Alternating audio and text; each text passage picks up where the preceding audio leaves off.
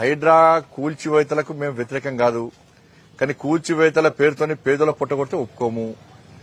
అప్పుడు ఎవరైతే పర్మిషన్ ఇచ్చారో అవినీతి అక్రమాలు పాల్పడారో వాళ్ళ మీద చర్యలు తీసుకోవాలి. బీఆర్ఎస్ పార్టీ ప్రభుత్వ హయాంలో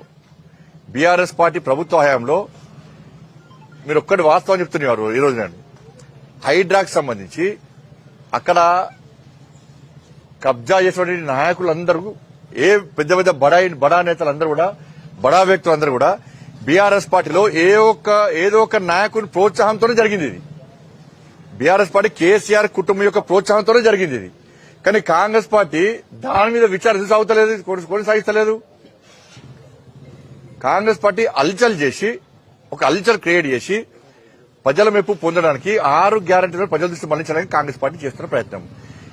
ఇవాళ ఈ భూములు కేటాయించింది ఎవరు? ఈ భూములు కేటాయించి కేసీఆర్ కుటుంబం. మరి దాని మీద కాంగ్రెస్ పార్టీ ఎందుకు ఇలా కనీసం ఆరోపిస్తలేదు? ఎందుకు ఎంక్వైరీ చేస్తలేదు? ఎందుకు వాళ్ళ మీద చర్య తీసుకోవట్లేదు? పర్మిషన్ ఇచ్చినోడు వేండు, భూములు అమ్మినోడు వేండు. పాపం అమాయకంగా తెలియకుండా కొన్నలు ఏం చేస్తారు? మళ్ళీ చెప్తారు కొన్నలు ఏం చేస్తారు? లింక్ డాక్యుమెంట్ చూస్తారు, ఉన్నాయి.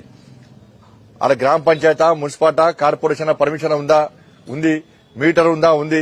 ట్యాప్ కనెక్షన్ ఉందా? ఉంది. హౌస్ పర్మిషన్ ఉంది. బ్యాంక్ లోన్ ఉందా? ఉంది.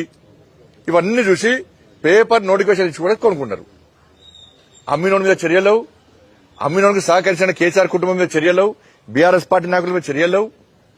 కానీ అమాయకంగా కిరాయికున్న రాత్రి కిరాయికున్న చెప్ప పెట్టకుండా ఎలా నోటీస్ లేకుండా వాళ్ళు పుట్ట కూటి కోసం వ్యాపారాలు చేసుకుంటే అవి కూలగొడితే ఏడవాలి, పెట్రోల్ వేసుకున్నారు లాస్ట్.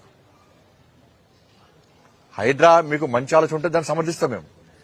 కానీ ఈ ప్రభుత్వం లోపల చెడు ఆలోచన ఉన్నది, బయటకు వస్తుంది. ఇప్పుడు బయటకు వస్తున్నది. అది మీరు దానికి కారకులైనటువంటి కేసీఆర్ కుటుంబం మీద బీఆర్ఎస్ పార్టీ నాయకుల మీద చర్యలు తీసుకున్నంత వరకు కాంగ్రెస్ పార్టీ హైడ్రా మీద ఎంత చేసినా అది వృధానే.